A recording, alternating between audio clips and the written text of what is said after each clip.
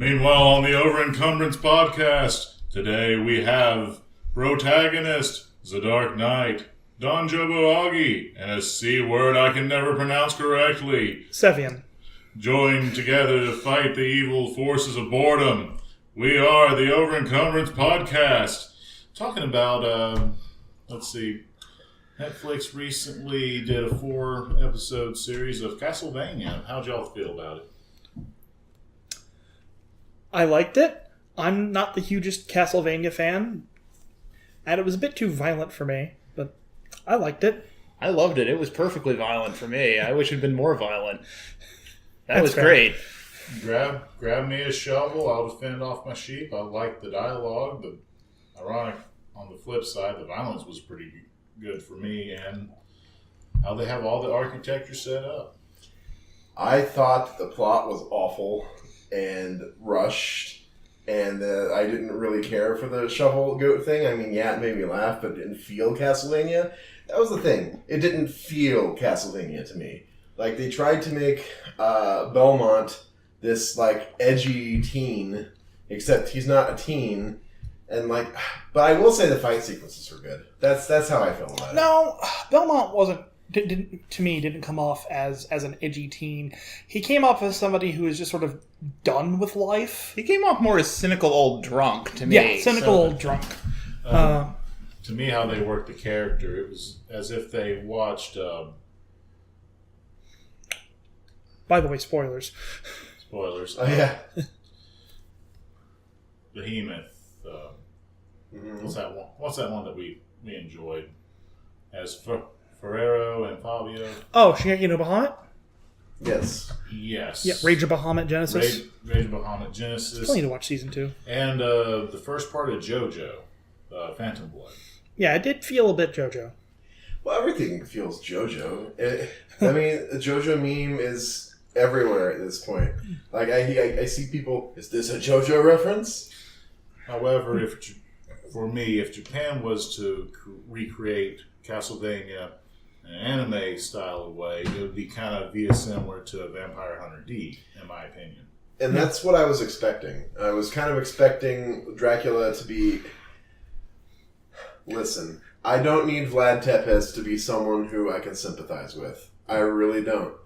That was the problem I've had with a whole bunch of movies recently who try to do villains that you're trying to be like, oh, I feel so bad for him. But this is canon.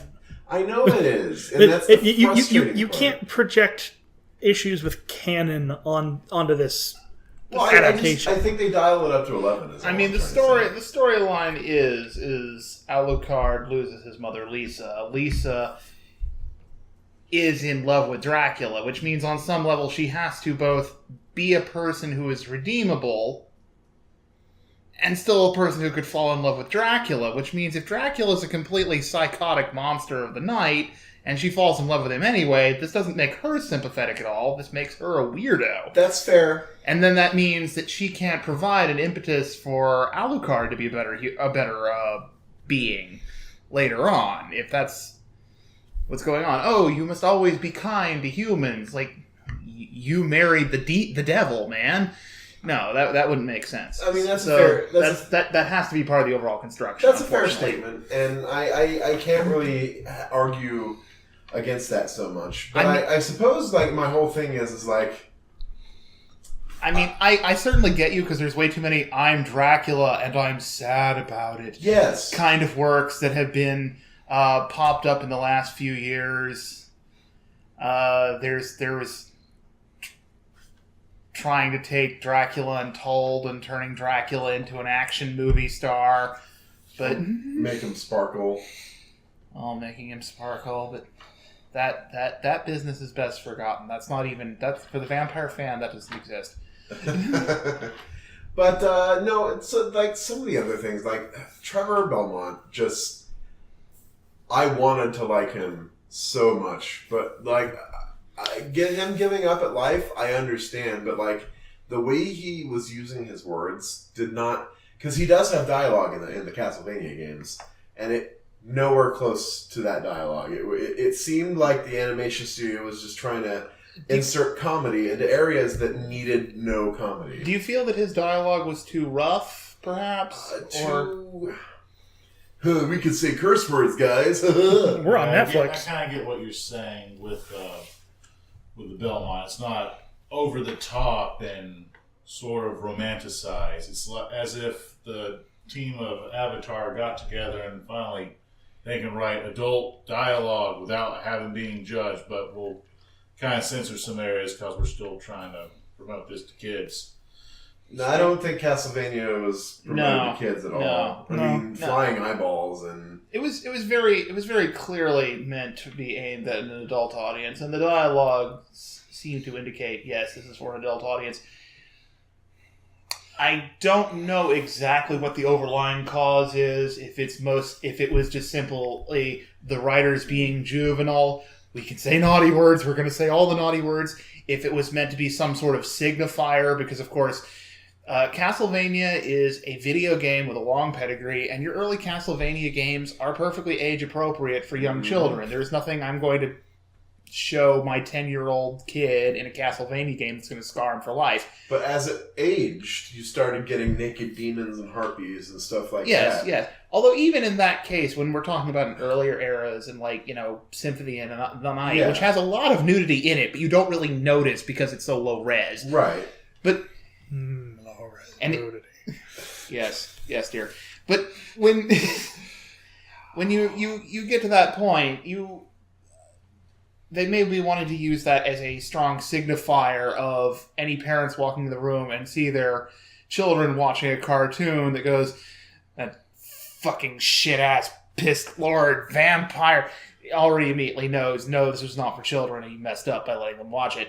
So, I mean, and the villain wasn't even really Dracula or Vlad or whatever you want to call it. It was the church. Knockoff Frollo? Yeah, knockoff Frollo. And while I thought that was clever and a nice little throwback and some current political commentary, there's just it's a shell of a good show is what I would call it. It's also not done yet. I know that. I don't really think we could have like a full complete arc with the time limit. We've got 4 or 15-minute episodes.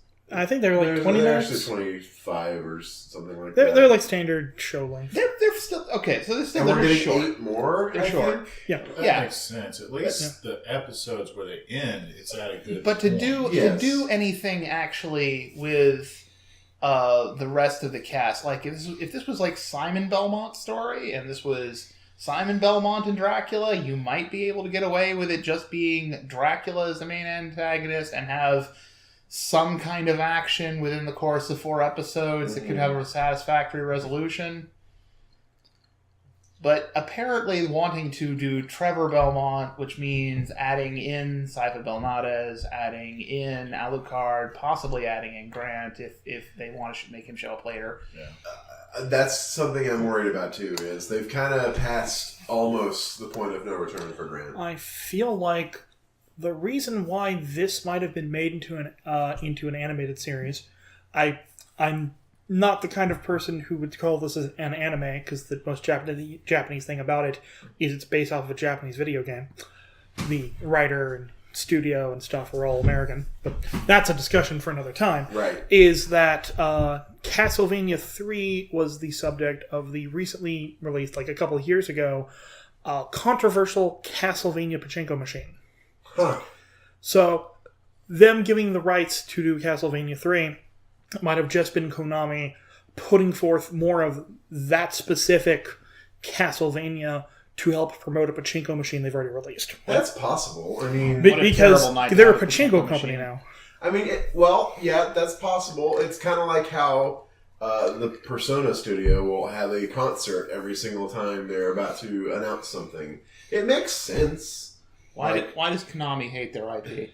Go on. Well, they love their IP, and they just don't like doing anything good with it. Yeah. I just want more Mystical Ninja. But They got rid of Kojima, so I could see why they would want to get rid of Kojima. That's not the craziest thing they've done.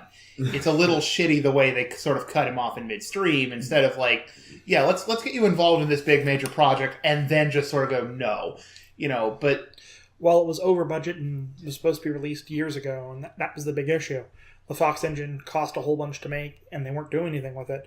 That's why Ground Zeroes was even released, was because they needed to make money on this thing they had sunk like millions of dollars into, and the only way that they could do that was by releasing a 2-hour-long game. Well, I was more talking about PT or Silent and Hill. Silent Hills. Oh, Yeah, Silent Hills. That is much bigger of a loss. We know you're not big on the spoopy side of gaming, but in fact, several of the latest horror games that have come out recently are almost direct ripoffs of PT. Just what little we got of it. Resident Evil. What is it? Just Biohazard. called Resident Evil now, or is it Resident Evil 7 Biohazard? Okay. Which has strong influence of it, and makes it a much stronger game because of those influences. Well, sure. That game, though, like, I wanted to be creeped out by Resident Evil, because, like, my first thing with Resident Evil, I know we're kind of on a segue here, but we'll get back to it, is Resident Evil 2 with the liquor. I have never been more scared at a video game in my entire life than age 11 me and the liquor descending from the ceiling. That was brutal. Also, I feel old now. But Yes. Yes. Man, but the height of my fear is running away from Tubba Blubba and Paper Mario. He's invincible till you get down that well. You can't. If he catches you, you can't fight him. You kept dying at that part? No, I was just afraid when he was chasing me. See, that's the fun thing about being so much older than you guys, and my fear being the hand that would come out of the wall in the pre-boss rooms in Legend of Zelda, the original. Hey, I played And that too. The noise just before the boss creeped me the hell out. Yeah, that was pretty rough too. And that was all just 8-bit era, you know. Also, all those pieces of Triforce too, man. Like, there was so many. There's like 3,000 pieces of Triforce in that game. But so, like, the scare factor. Now we can segue this right back into Castlevania. I did not feel terrified or on the edge of my seat. Not even once. Not even once. Now, the monsters, there were not enough variety, but I like their design. I would have liked to have seen more undead. Yes. Like, skeletons and such have a really strong presence normally in most of the Castlevania games. And the whites. I was missing the whites. Yeah, so I would be feeling like more undead knights, more undead guardsmen, more skeletal whatevers. I fear like the Medusa heads. The most that we've seen skeleton-wise was like a skull every now and then. We did see a lot of bats, and they made a point that he killed a bat. I feel like a Medusa head in a work like this would have to only be like in one scene, and I'm sure at that best because it's a very annoying enemy, but it'd be kind of goofy on screen. I'm sure that we're going to see them as they progress later through the two, and I'm going to continue to watch it. I don't want to write it off. Like, I'm not saying that this thing fails hard for me. It's just an average C. I wanted more out of it, but, like, it also wasn't the worst thing in the world. Maybe I'm just starved for decent video game adaptations of things. That's fair. There's so many works that have been derived from video games that have just been absolutely terrible, just not even watchable on their own. Not everything can be Persona 4 the animation. Not everything can be Persona 4 the animation. If you can't handle me in my Persona 4 Gold in the animation, you don't deserve me in my Persona 4 animation. Isn't that the truth? Speaking of which, actually, before we get to that, like, what would you guys like rate? I know we don't like to do ratings here, but like I say it like a C. We don't have to do numbers or anything. We're just like a general rating. Like, would you recommend other people to watch it? I give it a holy water. A holy water, okay. A holy water out of a whip, I guess. Yeah. Okay. Out of 5 sub weapons, yeah. Okay, sure. I would give it a 4 out of 5 cartoon hams. Okay, cartoon hams, sure. That was a pretty interesting moment. Yeah. Sorry, a pork chop. Pork chop. I don't know. I feel like it's more like an axe. Yeah. It's got a good, nice arc to it. Ha! I see what you did there. Very sharp. Cut above all the rest. Of course, it's a weapon that goes up. Before we continue, how'd y'all feel about Dracula's design? It's very similar, like Frank Zappa with like a full goatee. You know, I feel Dracula's. I'm glad I wasn't the only person who looked at it. I feel Dracula's design could have been slightly more intimidating. Yes. Although he did look cool when he was fire. Yes. Yes, he does look cool when he was fire. He looks pretty hot. On the flip side, almost everyone looks pretty cool when they're fire. That's fair. They do look pretty great when they're on fire. Afterwards, not so much. True. Yeah, a little grave. At least the 4 episodes ended with the Alucard fight. Yes. Yeah. That was super cool. I didn't think that we'd get a fight with Alucard, and I'm glad we did. So, I mean, that helps. So Dracula's a time traveler. Apparently he's a Time Lord, yes. His castle is funky. I'm fine with Gallifreyan Dracula, thank you. Maybe he's the next Doctor. Quite possibly. His castle is larger on the inside than it is out. Yeah. Because there's a whole extra one upside down on top of it. Apparently, the Castlevania timeline actually extends from like the 1100s to sometime out in like 2444. Yeah. So, and then coincidentally comes to Japan, because of course it does. well, of course it does. Everything comes to Japan eventually. Yeah. I mean, just like JoJo. Just like JoJo. I don't know if and then it comes to Japan as like the Japanese version of, but this time they're in the real world in New York. As far as crappy adaptations go. Oh, God, like a delocated adaptation of it? Yeah. Lord. Or Adult Swim does an Eagle Heart adaptation on Netflix or something like that. He-Man comes to Earth.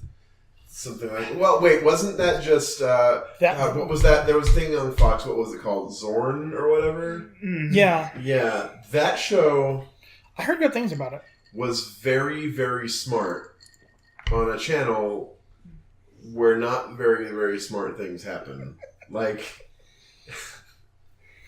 Let's be honest. Oh, yeah. I still hate Method Man, Red Man. What? That's an old, YouTube era thing. Well, it had a season 1 premiere on Fox. Are you serious? Yes. I hated the commercials for it. It's intimidating you to watch this, crazy. but I just saw them being boring people. American television, ladies and gentlemen. No, we were derailed. What would your rating for Castlevania be? I'd have to give it... I'd have to give it the Spike Whip before you get the Holy Whip. The Spike Whip out of Holy Whip, yeah. I thought he was going to say 2 jump backs out of 5. No, it's not that bad. Oh, no, wait, it's a Shinobi Shuriken out of Holy Whip. There we go. Ooh. Guess it's a sub-weapon. If you try hard enough. It is what it is. But speaking of Persona, to kind of segue here, as a quick announcement, I know everyone's probably heard of it already. This was announced a week and a half ago-ish. But we're getting a Persona 5 animation. It's probably going to be great. I don't know. If I can talk about the anime industry for a moment. Persona 4, the animation, was done by Lurch, which is a fairly decent studio. They make good stuff. They did Don't Touch My Glasses. Took them off for a reason. They did the Assassination Classroom anime, all the Danganronpa anime. They're doing that, Elite Students anime, whatever, that came out this season that I've seen the first episode of, but I don't think anybody else has. But the Persona 5 anime is going to be done by A1 Pictures, which did The Golden and the latter P3 movies. And the OVA for 5 that came out before it. Although IG did the animation in-game. Did you say A1 Pictures? Yes, A1 Steak Sauce. Well, no. Not everything A1 has done has been bad. The OVA before the game came out was actually pretty good. Yeah. And A1 also was responsible for Anohana. Yeah, but Anohana was like early A1, back when they could still make good shows. A1 is sort of gotten themselves to the point where they're the McDonald's of studios. You can go there and get something okay, but it's not really going to be great. I'm keeping my fingers crossed because I have a feeling that they might actually do this one justice, because they know if they don't, well, it might sink them, because Persona 5 is like the best JRPG ever, according to basically every website. Yeah. So screwing the pooch on this one will be a bad idea. I'm just saying, I'm gonna put a cap on my hype until we actually get there. That's fair. Because... Do they still have beards? What do you mean beards? In the Persona 4 It's animation, they have beards. the shading on the lower shading? part of their face. I hope not. The Cheeto face? Yeah. Like, that wasn't in... That was sort of in the games. Yeah, it was. But the P5 art style is a lot crisper. Yeah, it's a lot crisper. They don't have beards. My only hope is they get the music right, too, because the music, the atmosphere... They're going to do what they did for the other anime and just reuse the game soundtrack. Okay, that's fine. I think I remember you complaining about that at the time. I did, but it's because listen, Lotus Juice is amazing, and I think that they can do so much We're better. going to get some more OPs and EDs. For sure. Speaking of not screwing the pooch, that Guru Guru anime this season. Oh, yes. Mahojin Guru Guru. Yeah, so I That's a good anime. You should watch it. definitely, like, at first, I was first exposed to it last night, and thank you all, by the way, for You're welcome. allowing me to see this. We'll expose you to things anytime you want. Hey, now. I was afraid at our anime club we wouldn't watch it. No, it's super just a fun time. And, Yeah. and like, my impressions that I shared yesterday night, I'll share here for the podcast. Like, the art style's well done. Very crisp. The animation, you can see that they don't really take very many shortcuts like a lot of It's studios very do. crisp, except when they zoom in where it's pixely. Yes, It's great. well, but that's on purpose, though. I know. It's great, though. The video game references are fantastic. It's a remake of a 20-year-old show, and it still feels fresh. That's Yeah. amazing. No, it's fantastic. And it's probably... I can't say it's my top to watch this season because Fate Extella exists, but... Apocrypha this season. Apocrypha, sorry. You're right. Extella's coming after. And that's Fate Extra, not Extella. Fate Oh. Extra CCC. And that's by Shaft. A1's doing Apocrypha this season, but we're getting a Shaft Fate anime. What? I didn't know that the studio was... that. There's going to be so many head tilts. For the record, C-Name was not busting a beat for the beatbox. His mind was blown. But, so, with the Guru Guru thing, like, everything, all the characters I somewhat care about. Even the old man with the pervy dance. Well, it's only pervy because it's an old man doing it, really. Like, but it's just so great that the pop-up dialogue, as opposed to the old series where the narration would happen with it. Instead, it's just, it shows up and it's funny. And I think... It's very snappy. Can you really call it a pervy dance if it's a hula? Well, no, as I said, it's only pervy because the old man is doing it. Okay. Yeah. I don't know his character name yet. I will by the end of the series. But I think he's just old man. no, he's got a name. I just don't remember what it They is. mentioned his name 3 times so far. He is old man in our hearts. So, like, that's... for me, it's definitely, like, top 3 for this season. No, so that's far. having old man heart. And Apocrypha is... I've only seen the first episode of it so far. I would like to note that Apocrypha, you must be watching this limited translation works, but I digress. Well, listen, Apocrypha is one of those... It's very strange. It's the strangest Fate title, in my opinion, because of all the different personalities that show up. Yeah. And it's going to be fun. It's going to be really fun, and I'm excited to see where the studio takes it. Yeah. I mean, I watched the first episode, and I'm like, this is A1 Pictures doing a good job trying to be photable. Yeah, so my question is, why did UFO-table? Or it's because they're working on the Heaven's Feel movie, isn't it? They're probably working on the Heaven's Feel movie, coming off working on the Tales of Hysteria, The Cross. Oh, that's fair. So, anyone who's wondering about the Fate series, if you have Netflix or Crunchyroll, believe they have both Fate Zero and Unlimited Blade Works. Unlimited Blade Works. I believe. I could be wrong because Netflix might have the rights specifically to that, but either way, they're both good, and lots of people will tell you, well, you should start with...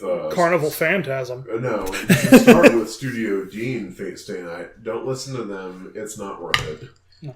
Just start with Zero and go from there. Yes? With that, is Unlimited Blade Works the movie on there or the TV series? The TV series. Oh, yeah. Anything Studio Dean did with Fate, don't watch it. Was Dean the Unlimited Blade Works movie? That was just a few years back, I think. Yeah. Oh, okay. All I know is that the Unlimited Blade Works movie was basically just some fight scenes from that arc, not really into the story. No. So, not a good introduction. Zero is a good place to start because it's a prequel. It's also got the interesting politics of the Grail War that don't really get explained later, and there's no content that it was based off of. It's based off of a light novel. Yes, but Genorabuchi got to throw a spin on it and talk about... There wasn't a whole lot cut, is what I'm trying to say with Zero, having been a light novel as opposed to a game. I wouldn't necessarily call it Arrowgay, even though there are some dolphin sparkling moments that happen. But Is that how you spell flip? other interesting... You're not going to talk about mollusks then? So, this season, what are you guys looking at for this season? Symphogear. Okay. It's good. Go watch it. You can't watch this season anywhere. But they're not airing Symphogear. They're airing Symphogear X. I can't even get that correct. Axis. Axis. Zesho Symphogear Axis. So wait, so Symphogear is not any streaming services? No, not at all. It's First season had it, then... No. We didn't have streaming at all for the first 2 seasons. Right. Season 3 happened and Crunchyroll got it, and then a little bit later got seasons 1 and 2. Okay. Season 4 is blocked for streaming outside of Japan. Just entirely. Congratulations, Japan, for making piracy that much more effective. Well, they're not the only ones. I know, but we'll talk about that at a later date. So you're on Symphogear. Care to explain to those who might not really know about it, or give like an elevator speech? It's a magical girl show where the magical girls fight with power armor powered by their singing, and the main character fights by punching stuff while singing loudly with occasional Celtic undertones. Interesting. This season, they're fighting against the transgender Illuminati alchemists who want to make the world a better place. Well, first season... But are being kind of mean. Well, the first season, the anime club said that we were fighting Lady Gaga, but... Yeah, she tried to blow up the moon. She did try to blow up the moon. All right. Yep. So, and then season 2, a guy tried to slam dunk the moon into the earth. all right. So that's your top for the season, you'd say? Symphogear, always best. All right. All time. Fair every enough. time. Dark Knight. Well, I'm largely right now interested in the series with the Centaur girl, but keeping in mind I watch a lot of crap. He watches crap, so you don't have to. Yes. Well, it can't Well- be that much crap. It was top seller manga. It was a The top US. seller manga. I'm curious because it has this whole cutesy semi-monster girl kind of thing it's trying to sell it on, and yet there's this weird dark undertone in the first episode. So you're not looking to gift horse in the mouth, is what you're saying. We can't talk about... We can't ride on the back of our centaur friend. I'd get sent to a correctional clinic, and talking about this is illegal. Okay, cool. How fast can you run, Centaur-chan? And they just go off, like completely ignoring what just happened. Yeah.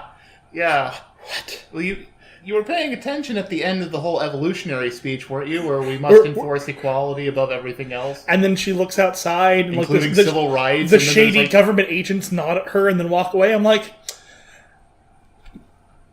okay. Yeah, you saw I wasn't just coming up with nothing when I I wrote know. the description. I know. Good job, Howliners. You finally made an anime I'll watch. Whoa. Oh. So Okay. Fair enough. So it's about Centaur and equality and... I don't have any predictions that'll be good. I'm just interested. That's fair. This might be terrible pandering crap, but as an anime, I'm thinking about watching all of this season just to see if I want to bridge it. Yeah. That's fair. What about you, Mr. Jobo? Oh, this is hard because y'all named some stuff. I'll be cheeky. I'll go with Dark, the Abyss one. Made in Abyss. Made in Abyss. Made in Abyss Okay. is really Yeah, good. Made in Abyss is really good. Follow up would be Magnus Bride. Yeah, Oh. Magnus Bride Magnus looks very, very good. Magnus Bride is very pretty looking. What I like about Made in the Abyss is it feels. I read a lot of manga that's very similar to this dark adventurous premise. It's nice to see something like that get animated for once instead of just And, like, being left. The director's an art director guy from Ghibli.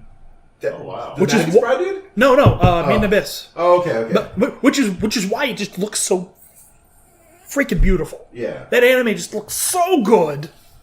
It looks so good. You get likable characters. There's like this ongoing mystery about what's going on with the ruins, what they have to collect as their children architects that are orphans that try to go down and get trained. Archaeologists, not architects.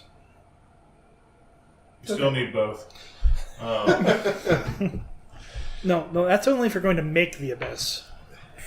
Well, you can't enter a building without knowing it's safe. Gotta charge the fine to the people who used to be. Quick, world knowledge engineering. There you go. You have that going on.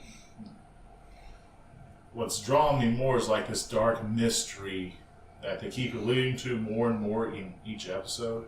The pacing is amazing. Episode 2, this is like a full dialogue episode. That generally this is like, for other shows, it's like that one episode that feels like 2 hours. This one felt like either half or a quarter of the time it took to get through it. The dialogue in this show is very good because it all feels natural. People will talk about stuff that informs the audience of stuff about the world building, but it doesn't feel like, hey Bob, you should already know about this, but I'm going to exposit it to you. They talk like normal people. Yeah, the exposition is really, really well handled. It's something I appreciate. Yeah. Now, if Sentai Filmworks does a collector's edition of this, it better be a book, not a mold for a volcano. All right. Anything else you watching?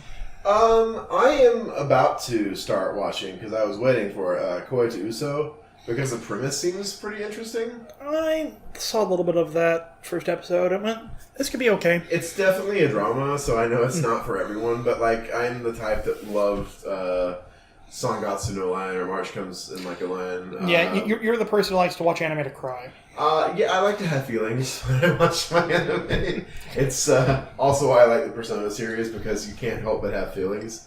But like the premise on this one kind of struck me in the way that Orange struck me, in that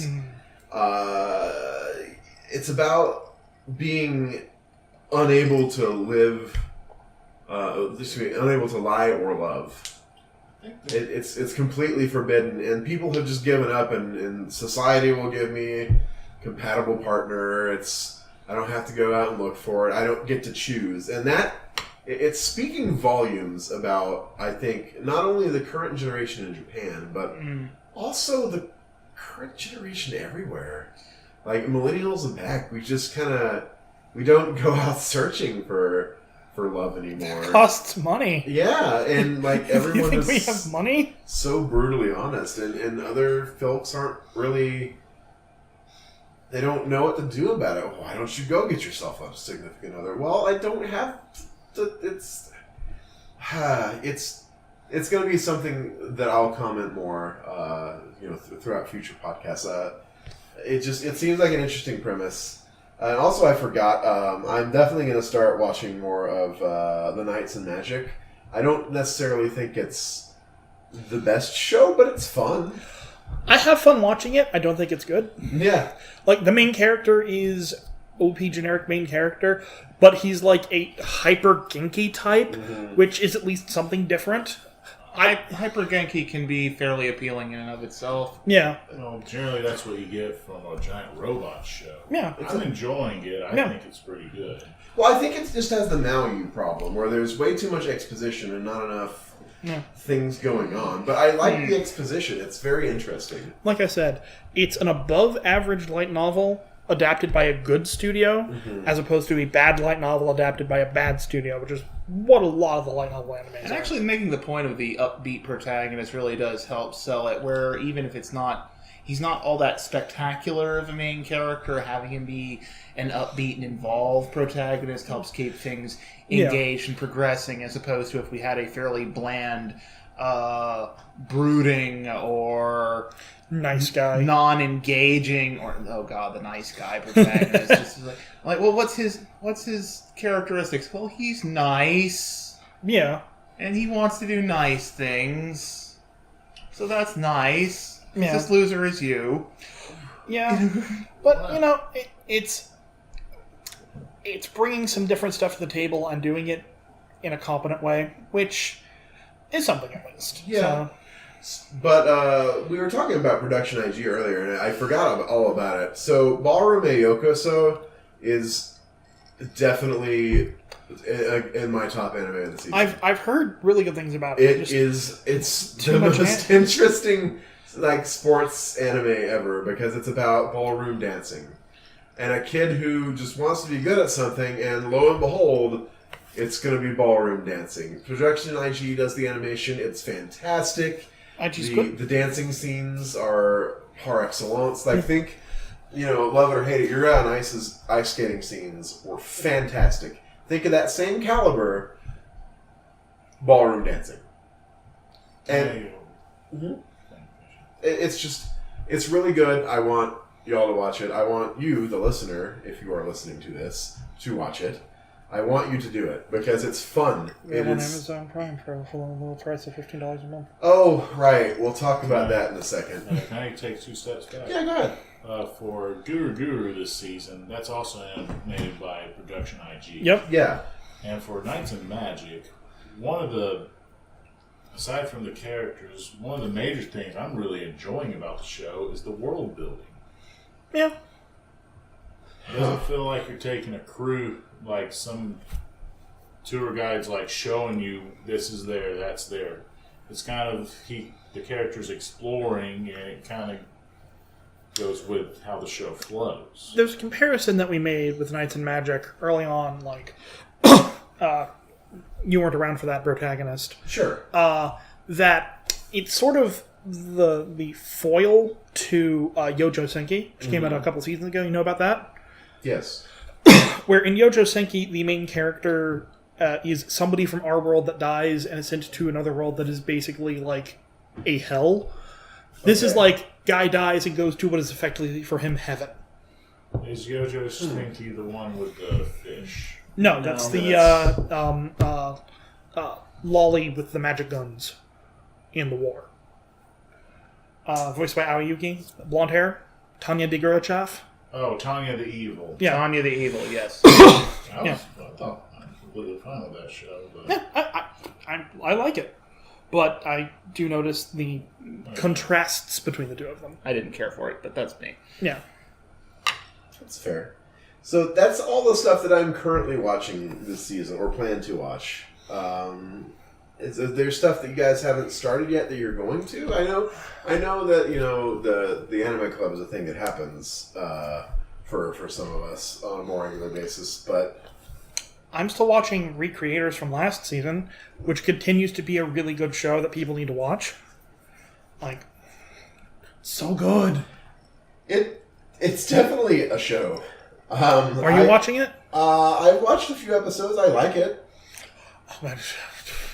I like it. It's it knows what it's doing. Yeah. Which one of my favorite things about it is that the Japanese government is an important factor in this anime, and they're both competent and not evil. Mm-hmm. That can't happen. It does. Just watch it with me. Trust me. They're competent and not evil.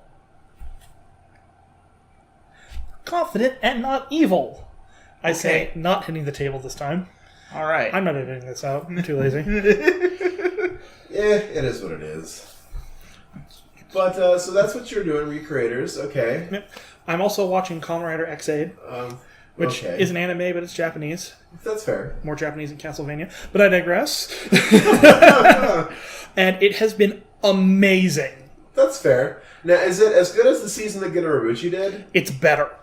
Really? I don't even consider that my favorite. Well, no, I just liked it. It was one of the Kamen Riders I actually watched after the fact. It's better. One of the issues with Gaim, the season Ginorabuchi wrote, was that it started off with this sort of wacky tone, and then just sort of that disappeared when the plot happened. Mm-hmm. X-Aid has had a really good plot, and it's not lost its wackiness at all. Mm.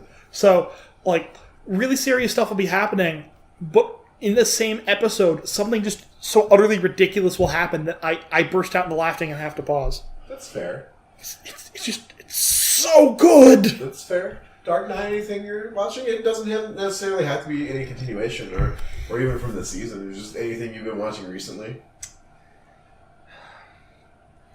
Nothing super recently. No.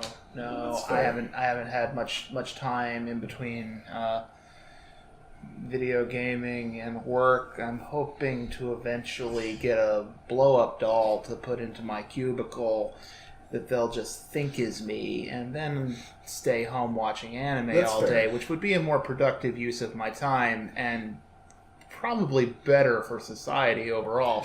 But until I can arrange that... I'm just remembering the dummy captain from Airplane. Yeah. God. Yeah, just that version, but Wolfgar, so with a beard. That's fair. Whoop. So... Coasters. No, stop it. Don't mess up our recording. I'm not editing this. I'm lazy. All right.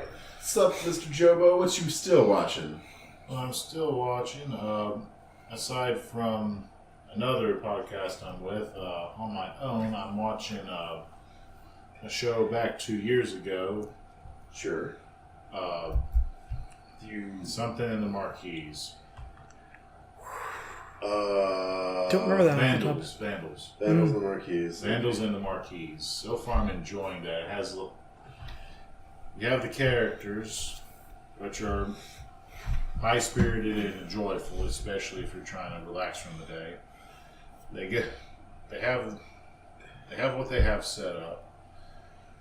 Then when they enter a war, before you see them disengage back to characters, they have this reminiscence of the History Channel back to when they push the toys to show the tactics. They simulate something like that with CG models going across a map, which that may not seem like something to most people, but I like the nostalgia of when the History Channel used to do that, and it kind of adds more of an atmosphere to the show. I might like that. Also, I just got finished watching Detroit Metal City, which I thought was the hilarious. Anime? Yes. Okay, not the live-action movie? I am in the hunt for the super common live-action movie that apparently no one's selling right now. Yeah. When I go to AWA, I know I'll be able to find it. I need to get my membership read. I digress. So I was just looking in. Is the Netflix live action adaptation of Death Note out yet? I think it comes out in a week or something. I kind of think that we're going to need to talk about that. I'll submit myself to it only because of William Dafoe. I'm cautiously optimistic. Death Note has had a great anime adaptation and a good live-action Japanese adaptation. If this is bad, then, oh no, they made some bad Death Note. If it's good, then it's good.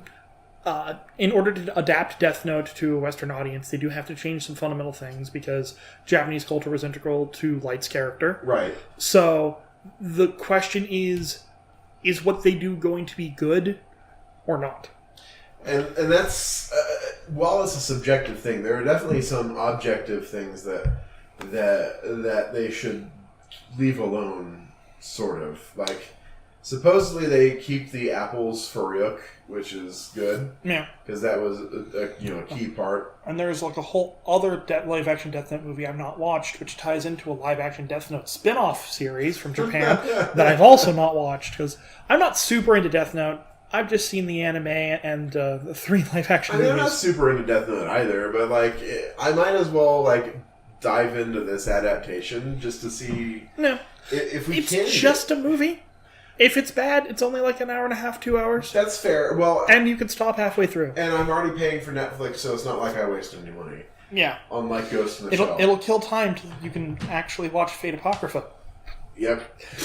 Why does everyone keep hating the live-action Ghost in the Shell movie from Hollywood? I feel like I'm the only one that liked it. Well, so here's the thing. It's good for those of us who like the nostalgia, but once you take those nostalgia glasses off, there's like 30 minutes of film out of the hour and whatever it is, hour and a half or so, hour 45, that's actually new material or has anything to do with the universe it's from. Because everything else is just scenes from both, what was the TV series called? Standalone Complex and the original film, which I like those throwback moments, but it's basically those things all at once happening in the movie. And not to say that can't be good, because, for those of us who might not have seen it, but that in addition to... Listen, I like Scarlett Johansson, but Major Motoko is not... She is not. It's just... I was not impressed by her acting in the role. It didn't feel like she was Major. I disagree with that, because if you remember the first movie, she was trying to figure out who she was. She was distant from people, and she had like a comeliness that I feel like she nailed. But so the whole thing, spoilers by the way, the whole thing with her not feeling very Japanese, but she thinks that she's very Japanese because her mannerisms, and then she goes back and, oh, guess what? You were actually Japanese. It feels so... I haven't seen Innocent. It's so... The word I'm looking for, derivative, I guess? With my experience with live-action Hollywood movies, similar sci-fi topics for this would be live-action Kite, live-action Aeon Flux. Oh, God. Those two are unbearable. This movie, at least it had the gumption to stay close to the works as possible while adding like one villain that had the Hollywood twist, but it didn't just ruin the whole concept of Ghost in the Shell. There are good points to the movie, don't get me wrong. The scenery is great. Yes. I really like the scenery.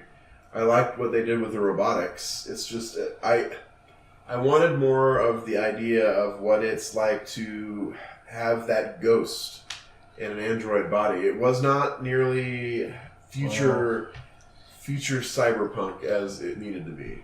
The one pro I can give to this movie compared to the original Green movie, or 2.0 if people want to watch that, is that it didn't lecture. That's fair. It didn't hold your hand, I suppose.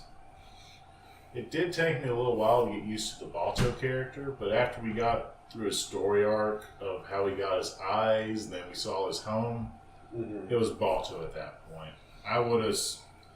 For casting that character, I would have chose either Ron Perlman or said this during dinner, Bruce Willis for the role. But same as who I would cast for Cable. That's fair. I could see. I could see Willis in that role, but Perlman is my pick for Cable. Sadly, it's not the case. So, jumping back into the realm of anime, My Hero Academia has gotten progressively better, and it was initially a show that I thought was just more shonen garbage. The author of Boku no Hero Academia, coming back into the conversation because it's something I've actually watched and care about, not the live action Ghost in the Shell, I mean, but the author of it is really good at looking at stuff that has been done in previous shonen manga for Jump and doing them better. Primarily with a huge focus on Naruto. Yeah, I could see that. I can definitely see the aspects of Naruto there. Yeah. But what I like about My Hero Academia, Boku no Hero Academia, whatever you want to call it, what is it in Japan? Boku no Hero Academia. Boku no Hero. Well, no, I'm saying they're shortened. I don't know if Japanese shortening. Normally it's just BHA. Yeah. Well, we'll just call it Hero Academia from here on out. Like Hero Aka. Hero Aka, probably that sounds good enough. Is the escalation problem that you don't see it as often as you would in other shonen anime. And what I mean by escalation problem, several YouTubers have talked about this recently, like Giguk, and his video I think I agree with the most. Some video about this. I think it was Craftsdwarf. He's a small-time YouTuber. You might not have come I've across actually him. seen that one too. Yeah, he's doing a video series on why Fairy Tail is bad. But talked about the escalation problem in regards to One Piece, I think it was. Mm-hmm. But, yeah. But Hero Academia, you see the most powerful heroes from the very first part of the first season. So you already know the most powerful things are going to be. Yeah. You don't have Namek. You're not stuck on Namek ever. There's a progression for characters to get to that point. The story never feels like it's fallen into an incredibly long arc that feels fillery. Right. Like, even in manga form. I'm up on the manga. So, as I said, no Namek. Yeah. Hero Academia is simply Amazing. I would call it amazing. It amazes me how I like something like that when I hate stuff like Naruto and what Bleach became.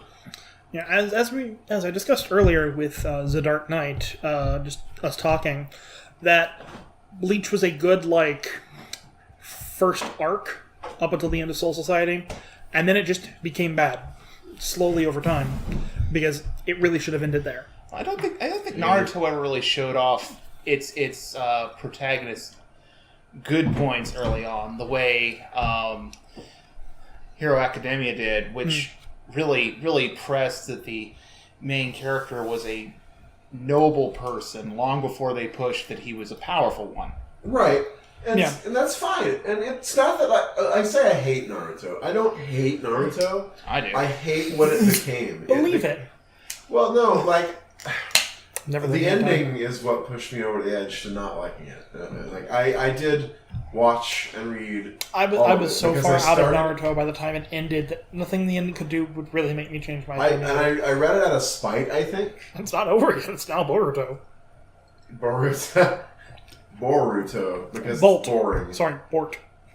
It's boring. Nalt became Bort. I don't know why you're saying it's boring. I thought Bleach should have ended after the first episode. Well, I was on Boruto at that point. Yeah. But, So, from what I heard from somebody that I know that actually is watching and reading Boruto, Boruto has an anime happening right now, but the anime hasn't really gotten to where the manga starts yet. It's actually in pre-start filler, and they're like, man, I'm going to be really sad when it catches up to the manga, because this is better. there's another problem with shonen, anime and manga, as we're on this topic. It goes forever. And ever. And ever. And ever. Which, and one of the things for some things, that's okay. But one of the things One Piece. One of the things that got me into anime in the first place was that it ends. One Piece is in a rut right now, but that's okay. It'll get out. Not really. It's picked itself up. Dressrosa was kind of wonky, right? Because it took a little bit too long to get through it. But there was a lot of stuff thrown at us, and there are arcs in One Piece that are better after they're done because you don't have to wait weekly for them. I feel like Dressrosa was probably one of those. The last one like that was Fishman Isle, which I read through Fishman Isle in a day. It was perfectly fine. But if I'd been reading through Fishman Isle for the year and a half it took in manga form, it would have felt like it dragged forever. Yeah, it's dragging forever, like Dragon Ball. The pacing isn't bad. It's just it feels long because you've been here for a while, and One Piece is about adventure and moving forward. Yeah. But once it's done and sort of compacted, people had problems with Skypiea because they felt like it dragged a little bit too much. But going through Skypiea, stuff happens. It's important. Stuff happens in it that is important well afterwards. One Piece is a whole bunch of self-contained arcs that are informed by and inform what happens before and after. That's fair. So, in this, can we say that Dragon Ball is kind of should be nearing the end of its life cycle at this point? No. Okay, why not? Well, I know for a fact it's a show that you like, and it has way too many episodes for what it should have, but we love it anyway. That's Ranma 1/2. Yeah. That you can, before you even say the word filler, you cannot say that most of the episodes in there were filler because of Arthur, Takeo Takahashi, Rumiko Takahashi, yes. lovable grandmother of anime. She never really got focused on a plot for that show. I don't disagree, but it was good, honest fun, and even the filler had some merit to it. Granted, I'm talking about Sunday, not Shonen Jump. Right, that's fine. Yeah. But the issue that I'm having with Dragon Ball at this point is I don't give a shit anymore about the escapades of Universe 7 doing anything at this point. Because they're bringing back characters who have died. I know that's the Deus Ex Machina of the Dragon Balls, but we've already passed that point. Doesn't feel like I could care about it any. Like I like Dragon Ball Super. No, I like Super. I do, but I just don't see a point. Goku is never gonna be beaten. It's not going to happen. There's a key word that you said, liked. Where did it drop off for you? When they brought back Frieza again, I was okay with the Golden Frieza movie, whatever. And then they bring back Frieza and the tournament arc that's going on. And I don't understand why just they Yamcha. Don't care. But how did you feel about the Return of Future Trunks with his blue hair for some reason? I mean, that's cool. Okay, look, it's Future Trunks, everyone's favorite character. Exactly. Well, you say that, but they went somewhere with it. My favorite character is Tien Shinhan, but I digress. Bold pick. Yeah. Yeah. I don't want to know if that's a meme. No, it's not. It's not. No. It's a character that you can't really complain if somebody picks as their favorite, but it's not something you see all that often. I just like his attitude. Really, like if I can help solve a problem, do it. But like, don't get yourself killed in order to. Have you seen the Dragon Ball movies? This one referring to Chaozu being an emperor instead of. No, I haven't seen that one. Okay, but the shonen problem. Any input from either of you? The escalation problem. I don't really see a problem unless if it's Bleach all over again. Because generally, Shonen Jump anime, you have the fast action. Mm-hmm. People tend to like it manga-wise and in anime form. So it's a quick jump or a kickstart to someone to get into this hobby. Well, the question is when does the escalation stop? When is a power so high that it cannot be surpassed? The main thing is... I think I'll find that out after the fourth arc of Rurouni Kenshin. In my mind, there literally is no point where power becomes the issue. The main thing is when you don't have a defined stopping point. You need, at some point, the character has a goal, and when you achieve that goal, we're done. Go home. We pack up our toys, we go to bed. We don't keep going for another 100 episodes. We don't tack on a new arc. We don't go, oh, but wait, there was a guy who can blow up the multiverse instead of blowing up the universe. We just stop. We're done. Finish. Finito. And if the fans say they want more, fuck them. No, they don't. But what about JoJo, which does that and then just makes more? JoJo, I think, has such a divorce between each one of its arcs and its characters, where it could effectively be an entirely different anime. But yet still be JoJo. Yet still be JoJo. Yes. Well, what works with JoJo is Araki treats each arc as its own story. Yes. So technically, you should say it's not JoJo the anime series, but JoJo the anthology. And that to me is why I like JoJo's. It feels like Hero Academia in that every arc is neat, tied up in a box, and it goes beyond that. Yeah. If you don't like this given JoJo, wait a while.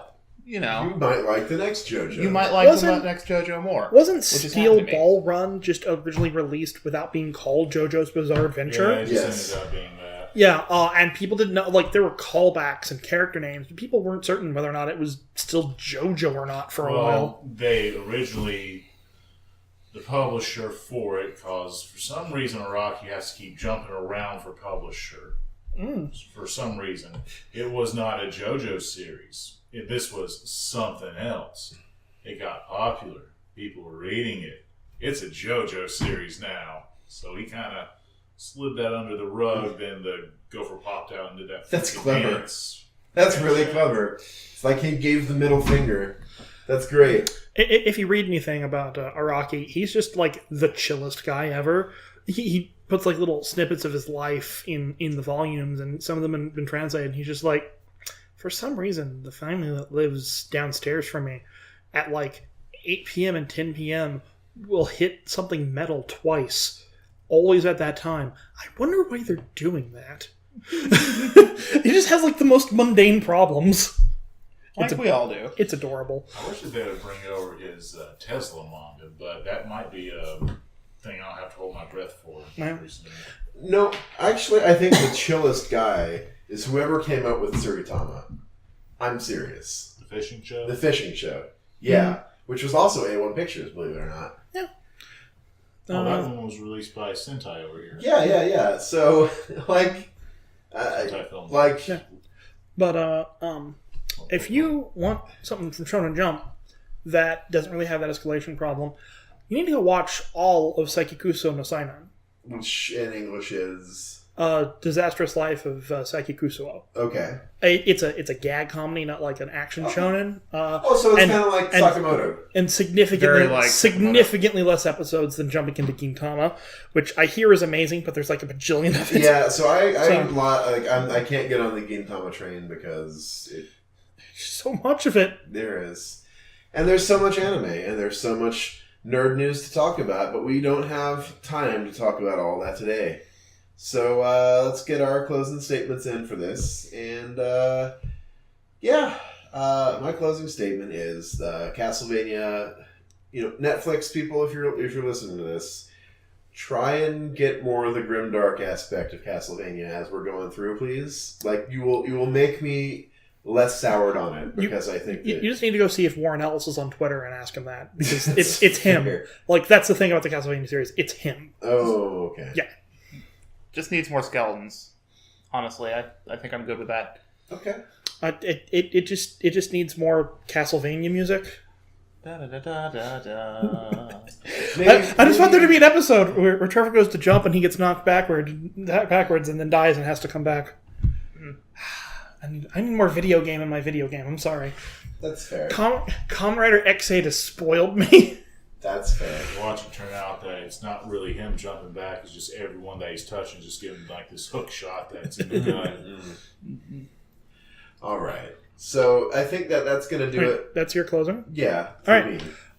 My closing statement would be go watch Symphogear, go watch Recreators, go watch Kamen Rider X8. Those are all good shows. And Guru. And Guru. Yes, but that's a show that we all agree is good. That's fair. Not just me going, please watch this show. Come on, you've got 2 whole things that aren't being released legally in America.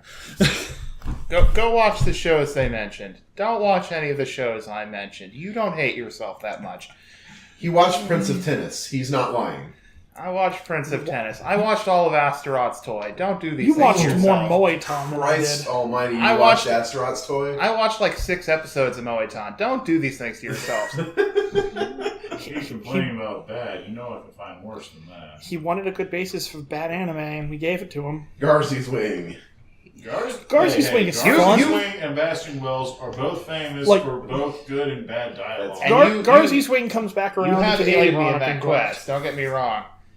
Show me the ancient Japanese man's spirit. Oh my god. Garzy's Wing! The Master Roshi experience is training with Hinako, which is coming out this fall. And I have seen all of Training of Hinako. And Sleeping with Hinako. And Sleeping with Hinako. And Bathing with Hinako. All right. I haven't done the sequel yet. Okay. What you got? My closing statements is remember to get your homework done, pay your bills, paint your house, and mow your refrigerator every so often so you won't waste money. You're not my dad. You're not my real bandits.